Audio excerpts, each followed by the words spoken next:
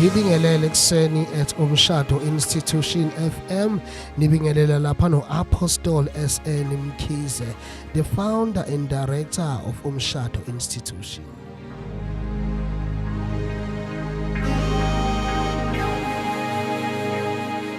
Ekuseni ngisikulethele imotivation ethi kusazokhanya empilweni yakho, imotivation ethi uzophumelela noma kanjani.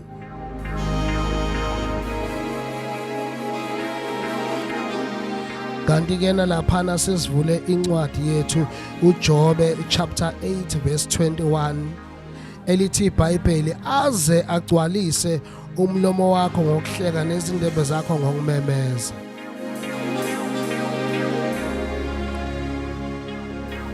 He will yet fill your mouth with laughter and your lips with shout of joy. Wena empilweni yakho kunabantu abathenge kube ilutho ngeke uyendawo bebenamanga labo bantu. Lithi iBhayibheli lapha uzogcwalisa umlomo wakho ngokuhleka nezindebe zakho ngokumemeza. Kusho ukuthi into ezayo empilweni yakho, but inkinga yakho wena utshela izitha zakho ukuthi uyapha empilweni yakho, utshela izitha zakho about impumelelo yakho, utshela izitha zakho about izinto uNkulunkulu akuhlelele zona. Athu 22 abakuzondayo bayokwembatha samahloni itende lababi aliyobe lisabakho.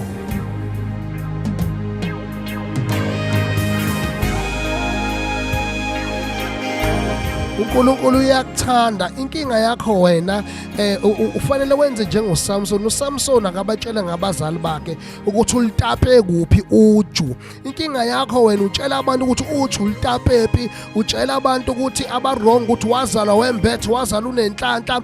Abantu begcine bekubamba bekuthakatha ngenhliziyo, kanti wena inkinga ozenze ukuthi ube nezitha ngenxa ukuthi bona bevele bethi uphakeme ngoba vele into zakho nazo zinkulu ziphakeme. Ethi Umshado Institution FM. Hleli lapha no Apostle SN Mkhize.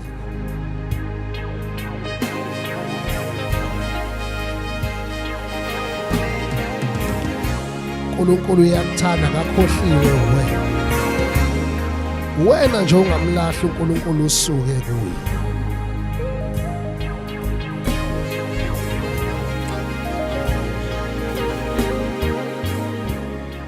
God loves you. uNkulunkulu uyakuthanda.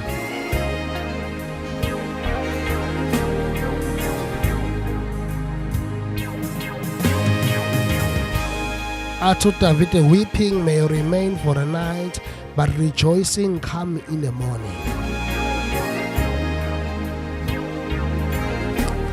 Ukusihlwa kungena ukukhala ekseni ukujabula.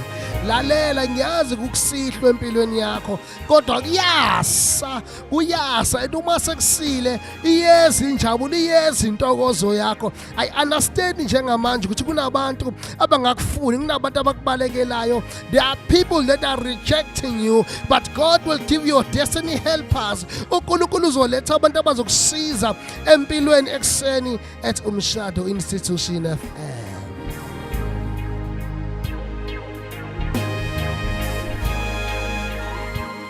Bakulimaza abantu ucabanga ukuthi ufuna bekushayela izandla, bekushaye ngezandla. Uyazi mase bekushaye ngezandla bazokupretend. Khona abantu abazokupretenda, khona abantu abafuna ukwazi ngeplan yempilo yakho kodwa wena ungayazi implan yempilo yabo. The reason is that bafuna ukubulala iphupho lakho, bangalilimaza iphupho lakho. Even ngisho semndenini ungathembi umuntu ngaphandle kwaNkulunkulu.